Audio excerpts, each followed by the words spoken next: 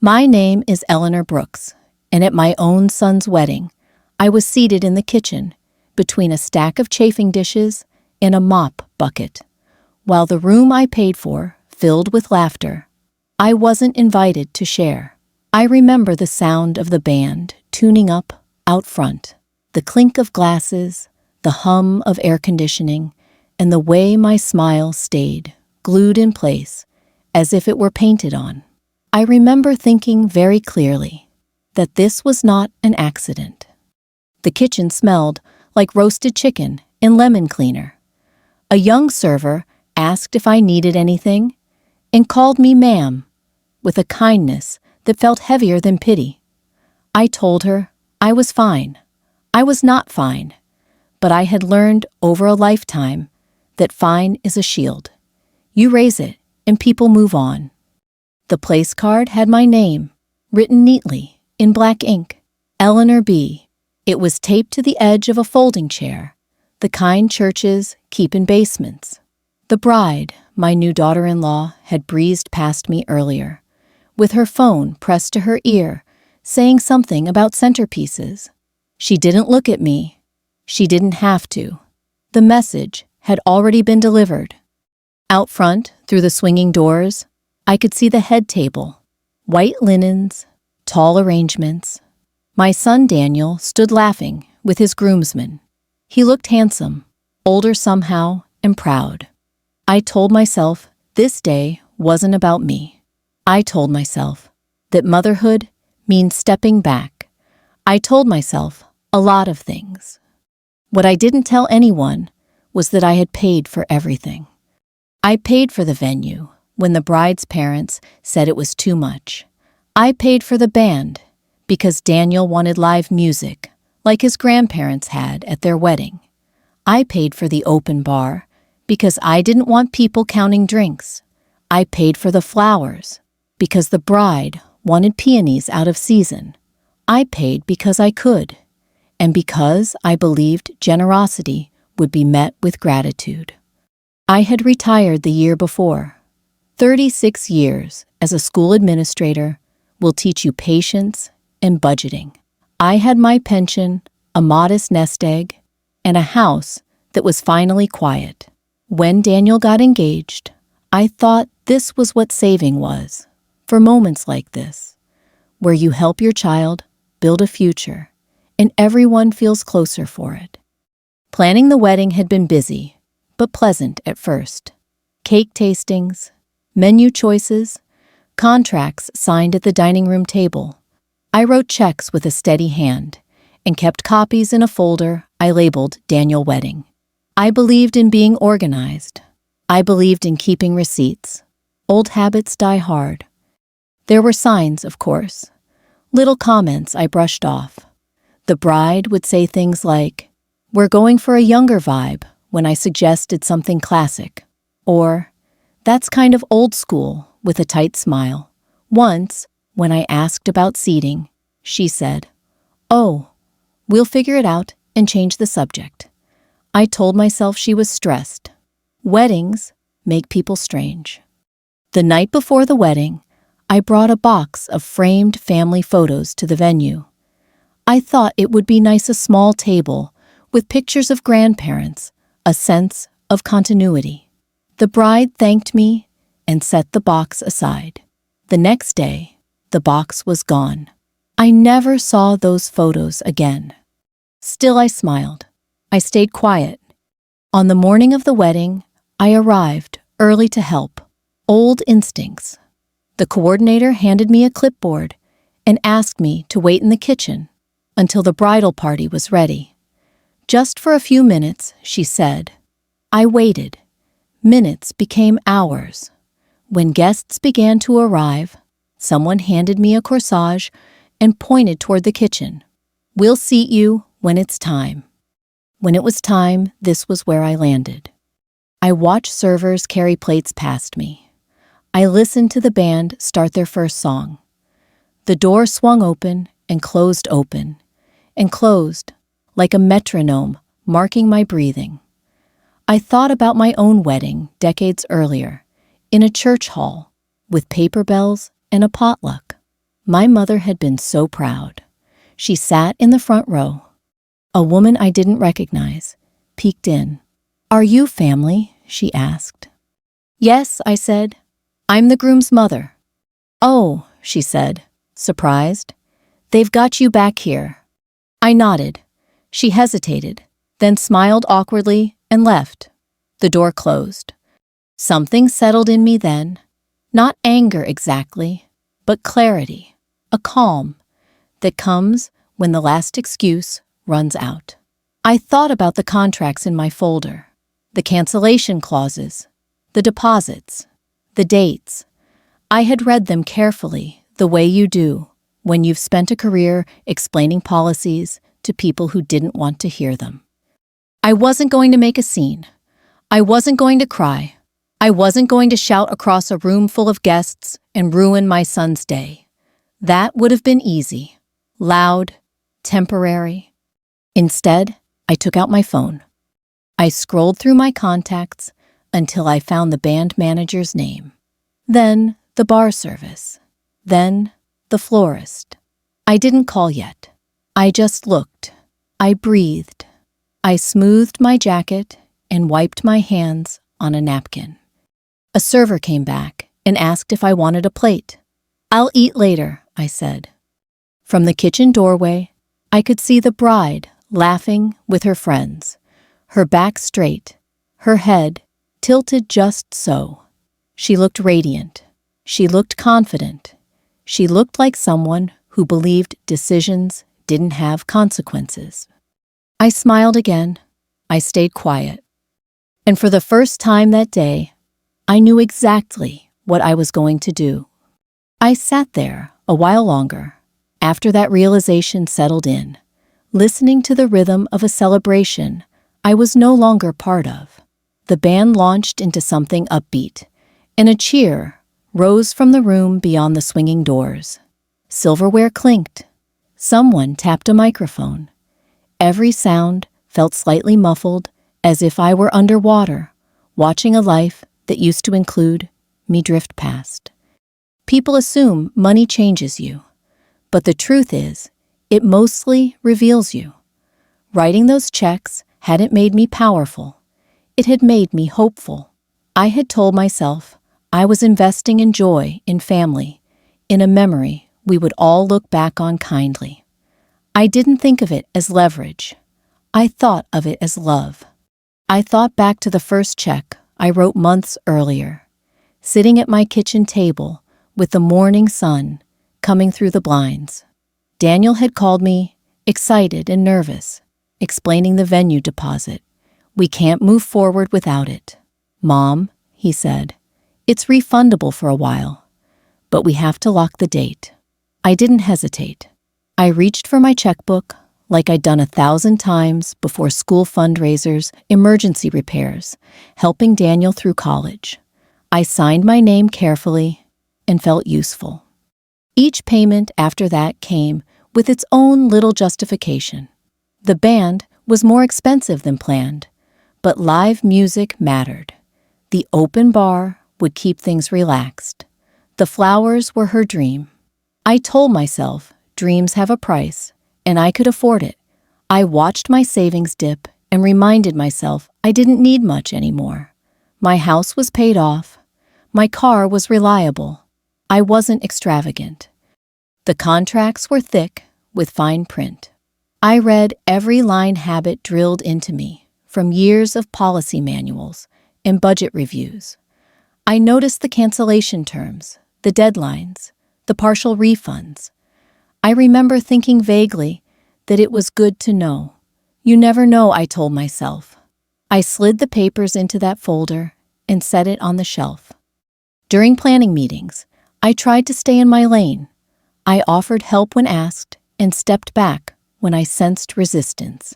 Still, there were moments that stung. The bride's mother once laughed and said, "Well, Eleanor's the bank, so she doesn't get a vote." It was said like a joke, but jokes have a way of telling the truth first. Everyone laughed. I smiled. I stayed quiet. In the kitchen at the reception, those moments replayed themselves with new clarity. The way the seating chart had never been shared with me. The way my questions were brushed aside. The way decisions were announced, not discussed. I wondered how many times I had mistaken politeness for respect. A catering supervisor stepped in to ask if everything was all right. I told her yes. She glanced at my corsage, then at the folding chair. "If you'd like, I can see if—" "No," I said gently. "It's fine." And it was. I didn't want a better seat. I wanted acknowledgement. Those are not the same thing. I watched the clock on the wall tick forward. According to the schedule, dinner would be served in 15 minutes. The band had 2 sets planned. The bar was stocked for 4 hours. Everything was running smoothly. Smoothly enough that my absence wouldn't be noticed right away. I took out my phone again, this time, not just looking. I pulled up the folder app where I'd saved photos of the contracts, each page neatly labeled. I zoomed in on the cancellation clause for the band. There it was plain as day. Cancellation allowed prior to performance with payment for setup time only. The bar service had a similar policy. The florist's clause was stricter but manageable. My hands were steady. That surprised me. I expected anger, or at least shaking. Instead, I felt the same calm I used to feel before difficult meetings at work, the kind where you know you're about to disappoint someone, but you also know you're right. I thought about my son. I wondered if he knew where I was sitting. I wondered if he had noticed my absence at the head table. I wondered how much of this had been decided without him, and how much he had allowed because it was easier not to argue. I had raised him to be kind, not confrontational. Sometimes those traits get tangled. The first call I made was not to any vendor. It was to myself, in a way. I asked a quiet question. What am I teaching if I let this stand? Not just Daniel, but myself. What lesson does silence deliver when it's mistaken for consent? I remembered a conversation I once had with a young teacher who felt overlooked. If you don't name the problem, I told her, people assume there isn't one. She thanked me for that advice. I wondered why it had taken me so long to follow it myself. The kitchen door swung open again, and laughter spilled in.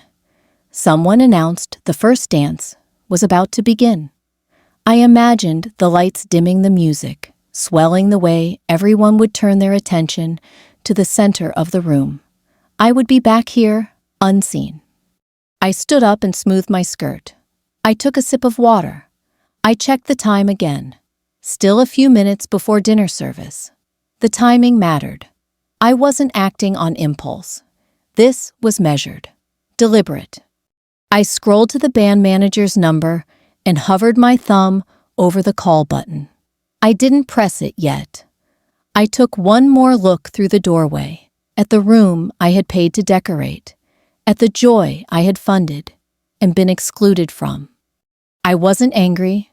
I wasn't vindictive. I was done pretending that generosity meant accepting disrespect.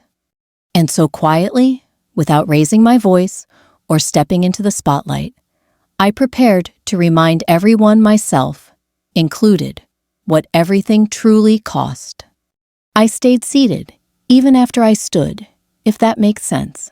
My body was upright, but my mind was settled, anchored in a decision that no longer needed debate. The kitchen felt smaller, now quieter somehow, though nothing had changed. The same hum of appliances, the same metallic scent of warming trays. What had changed was me. Silence had always been my instinct. I was raised to believe that composure was strength, and that causing a scene diminished your point. I had practiced that belief through a marriage that ended quietly, through a career where I chose diplomacy over ego, through raising a son who learned early that his mother would absorb discomfort so others could breathe easier. Silence had served me well until it didn't. I thought of all the moments I had stayed quiet and been praised for it. "You're so understanding," people would say. "You're so easy." It took me years to realize those compliments were often rewards for making myself smaller. Being easy meant being convenient. Being understanding meant understanding everyone except myself. The bride had understood that whether consciously or not, seating me in the kitchen wasn't just logistics, it was hierarchy. It said, "You are useful, but you are not central. You can contribute, but you don't belong in the picture." I had said nothing when I first noticed the place card. I had said nothing when guests looked confused. I had said nothing when the coordinator avoided my eyes. Each quiet moment had stacked on the last building a tower of patience that finally reached its limit. I pulled my phone closer and reviewed the notes I had made over the months, dates, amounts, confirmation numbers. Not because I needed them now, but because they reminded me this wasn't impulsive. I had been careful from the beginning. Careful people don't suddenly become reckless.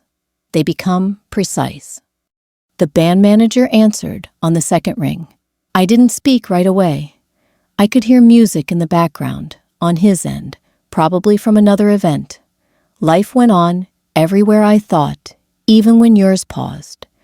"Hi," I said when he greeted me. "This is Eleanor Brooks. I'm calling about today's event." There was a brief pause as he pulled up the contract. "Yes, ma'am. The wedding at Lakeside Hall. Everything all right?" "Yes," I said. "I need to cancel the performance effective immediately." Another pause longer this time. "We've already set up." "I understand," I said. "Per the contract, I'll cover the setup fee." He hesitated, then said, "All right, we'll begin packing up." No argument, no raised voices, just procedure. When the call ended, I felt no rush of triumph. Only relief, like setting down a heavy bag you didn't realize you'd been carrying. The second call was to the bar service. The coordinator sounded flustered, already fielding questions from staff.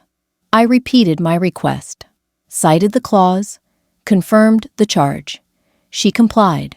The third call was harder. The florist had already placed arrangements. There would be a loss. I accepted that. Consequences cut both ways. I put my phone away and sat back down. My hands were still steady. I waited. It didn't take long. The music stopped first, not abruptly, but awkwardly, like a sentence that trails off without a period. Voices rose in confusion. A minute later, a server hurried past the kitchen, whispering into a headset. Another followed, carrying a box of unopened bottles, back toward the loading dock. The door swung open, and the bride appeared, her smile gone, replaced by something sharp and searching. Her eyes landed on me, as if pulled by gravity. For a moment, she didn't speak. "Do you know what's going on?" she asked. "Yes," I said. Her jaw tightened. "Why is the band stopping?" "Because I asked them to," I said calmly. Her face flushed. "You can't do that." "I can," I said. "I paid for them." She looked around the kitchen, as if expecting allies to materialize from the stainless steel. "This is my wedding, and I'm your husband's mother," I said, seated in the kitchen. She opened her mouth, closed it, then said, "We didn't have room at the head table." I nodded. "Then you shouldn't have taken my money."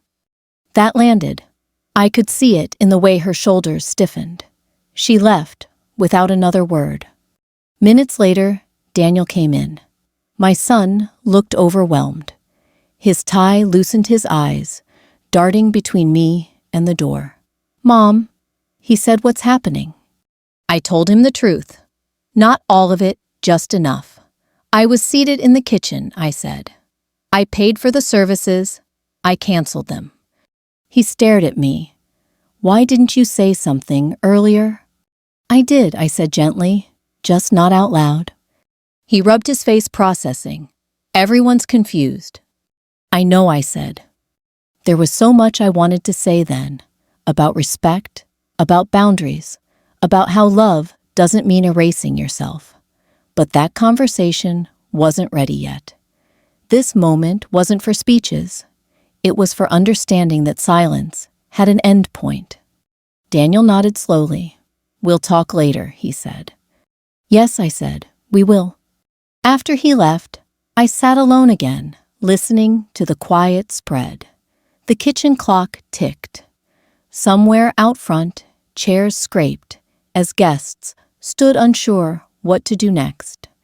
I had said nothing until it mattered. And when I did speak, I spoke with action, not noise. The kitchen felt different once the calls were made, like a room after a storm has passed through, still standing, but changed. I could hear raised voices outside now, not shouting, just urgent and confused, the sound of plans unraveling. Chairs scraped. Someone laughed too loudly. Someone else swore under their breath. I stayed where I was, hands folded in my lap, breathing evenly. I didn't feel powerful. I felt clear.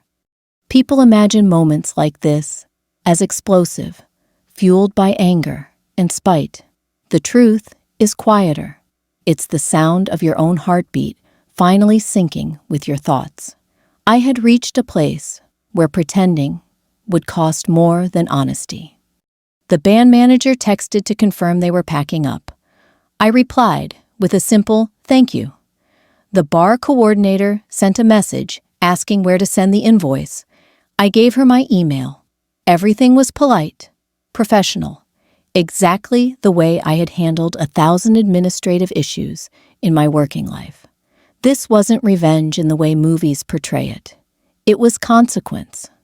The bride returned a few minutes later this time with her mother in tow. Her mother's face was tight lips, pressed together, like she'd bitten into something sour. She didn't greet me. You need to fix this, she said. People are asking questions. I looked at her, really looked at her, and saw a woman who had mistaken control for authority. There's nothing to fix, I said. The services were mine to cancel. This is embarrassing, she snapped. So was being seated in the kitchen, I said. The bride shifted from foot to foot. We didn't mean it like that, she said quickly. It's just, there were logistics. I nodded. There always are. Her mother scoffed. You should have spoken up. I did, I said, in the language that was used with me. They left in a huff, heels clicking sharply against the tile. I didn't feel victorious. I felt sad a little. Sad that it had come to this. Sad that respect had to be taught instead of offered. The reception wound down quickly after that. Without music, the room lost its pulse. Without drinks, conversations dried up. Guests began to check their watches and phones. Some left quietly. Others lingered, hoping someone would explain. Daniel came back once more, this time alone. He pulled a chair across from me and sat. He looked tired, older than his years. I didn't know, he said. I believe you, I said. He swallowed. I should have noticed. Yes, I said gently. You should have. We sat in silence for a moment, the kind that doesn't need filling. Finally, he said, I need to go back out there. I know, I said. As he stood, he paused. We'll talk, he said again, more firmly this time. Yes, I said, we will.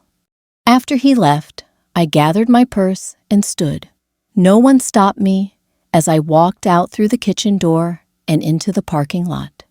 The evening air was cool, carrying the scent of cut grass and lake water. I took a deep breath and felt something loosen inside me. I drove home with the radio off. I didn't cry. I didn't rehearse arguments. I simply drove, letting the road guide me back to a place where I didn't have to justify my presence. That night, I slept deeply. In the days that followed, the fallout came in waves: calls from relatives, texts from friends, opinions offered freely, often without context. Some praised me for standing up for myself. Others said I'd gone too far. I listened to them all and answered very little. What mattered was what came next. I thought about the younger version of myself, the one who would have swallowed this whole and called it grace. I wished I could tell her that grace doesn't require self-erasure, that dignity isn't loud, but it isn't invisible either. I had said nothing until I was done being unheard. The silence after the wedding lingered longer than the decorations ever would have. By Monday morning, the calls slowed, replaced by a thick quiet that pressed in on me, while I folded laundry, watered the plants, and tried to return to routines that suddenly felt unfamiliar.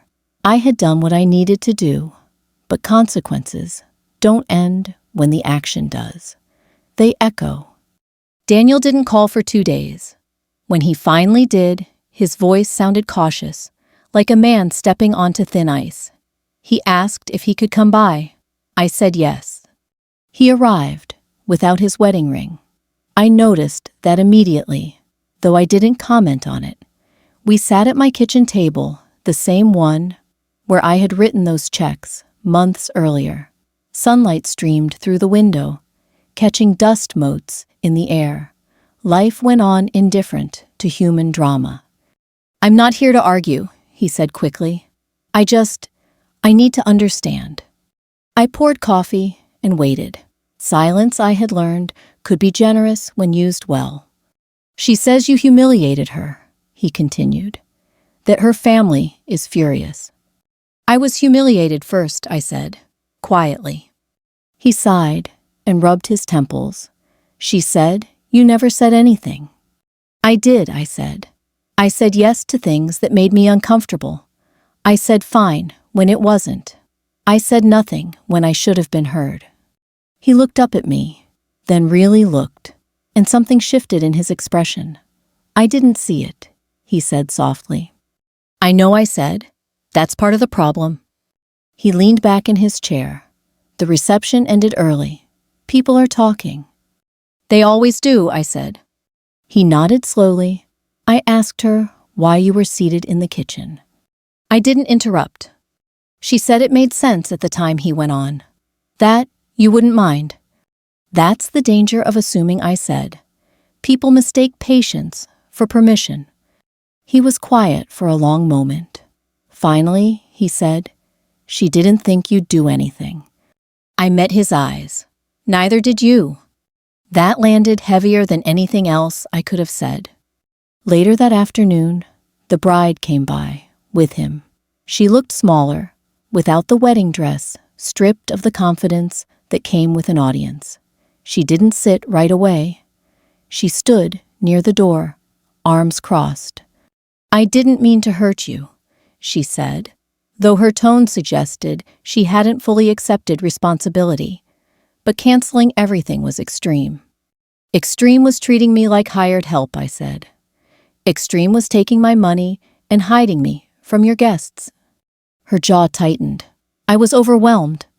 "So was I said. Only one of us had a choice." The room went quiet. Daniel shifted uncomfortably.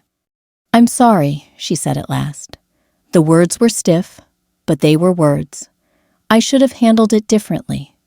"Yes," I said. "You should have." She looked at me, then really looked, and I saw something like understanding flicker across her face. Maybe not remorse yet, but awareness. Sometimes that's the first step.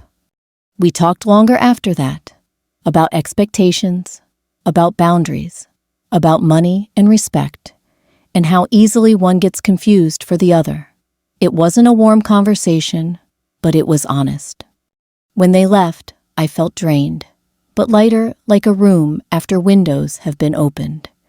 That evening, I sat alone and thought about what this had cost me, not financially, but emotionally. I had risked my relationship with my son.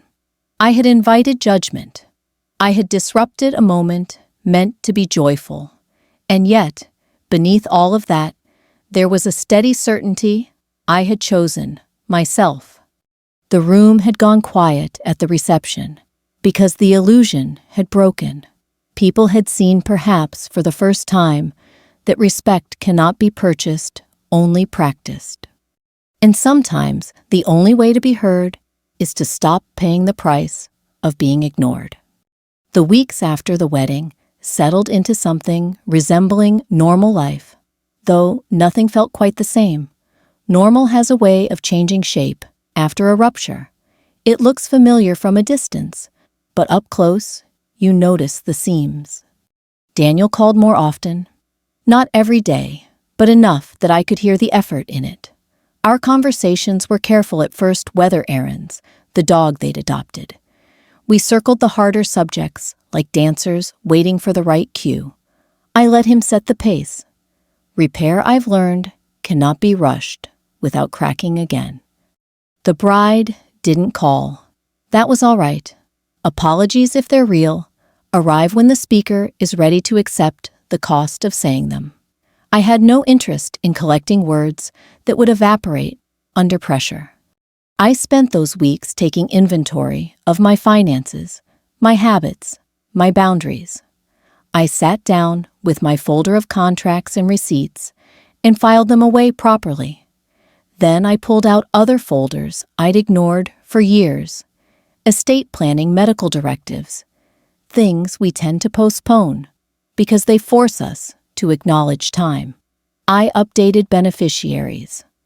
I clarified wishes, not out of fear, but out of respect for myself. Preparation is a quiet kindness you give the people who come after you. Friends asked how I was doing. I said I was fine. This time it was true. Fine didn't mean untouched. It meant steady. It meant awake. One afternoon, Daniel came by alone. He looked tired again, but different, less defensive, more thoughtful. We sat on the porch, the late afternoon sun warming the boards beneath our feet. "We're in counseling," he said, as if bracing for my reaction. I nodded. "That's good." "She's struggling," he continued, "with how things look now, with what people say." "That's uncomfortable," I said. "But discomfort isn't harm. It's information." He glanced at me. "You always say things like that." I smiled. "Occupational hazard." He took a breath. "I should have protected you. At the wedding." "I didn't need protection," I said gently. "I needed partnership." He nodded, eyes downcast. "I know." We sat in silence for a while, listening to a lawnmower somewhere down the block. Then he said, "She wants to talk to you." I considered that. Does she want to talk, or does she want this to go away? He winced. "Both." "All right," I said. "She can come by." She arrived the following Saturday. This time, she knocked. When I opened the door, she looked me in the eye. That mattered.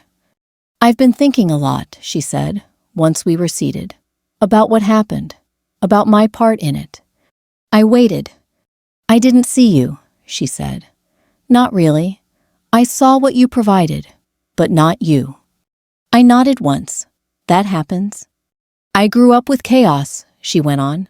"Control makes me feel safe. I didn't realize how much I was using it." "That's honest," I said. "Honesty is a good place to start." She swallowed. "I'm sorry. For the kitchen. For the way I treated you. For assuming you'd accept it." The room felt very still then. I let the silence do its work before I spoke. "Thank you," I said. "I accept your apology." Her shoulders dropped just a little. We talked after that not as enemies or allies, but as people learning new rules. We discussed boundaries. We discussed money. We agreed that generosity would never again replace communication. It wasn't warm, but it was real. When they left, I sat alone and felt something I hadn't expected: peace. Not the kind that comes from winning, but the kind that comes from alignment, when your actions and values finally match. I had worried briefly that standing up for myself would cost me my family. What it cost me instead was an illusion, and that was a fair trade. Time has a way of sanding down sharp edges. Months passed, then a year, and what remained of that wedding day was no longer anger or embarrassment, but understanding earned slowly, like interest on a careful investment. Daniel and his wife began coming by on Sundays. Not every week, not on a schedule, but enough that the visits felt chosen, not obligatory. We learned new rhythms. We talked about practical things, work bills, small repairs, and about larger ones. To expectations, privacy, respect. We learned when to step back and when to speak up. We learned that boundaries aren't walls. They're agreements. I noticed something else change, too. When decisions were made, my opinion was asked, not because I paid for anything, but because I was present. When help was offered, it came with gratitude, attached, not entitlement. That shift mattered more than any apology. I never got back the wedding I thought I was buying, but I gained something more durable: clarity. I understood finally that money can open doors, but only respect keeps them open. I understood that silence can be powerful, but only when it's chosen, not when it's demanded of you. People still ask me if I regret what I did. I tell them no. Regret is for actions that betray who you are. What I did brought me back to myself. It reminded me that being kind doesn't require being invisible, and that generosity without boundaries is just self-neglect dressed up as virtue. If there's a lesson here, one worth carrying forward, it's this: read what you sign, say what you mean, and don't confuse peace with surrender. Family is important. So is dignity. One should never require the sacrifice of the other. I also learned something practical, something I wish more of us talked about as we age. Protect your future.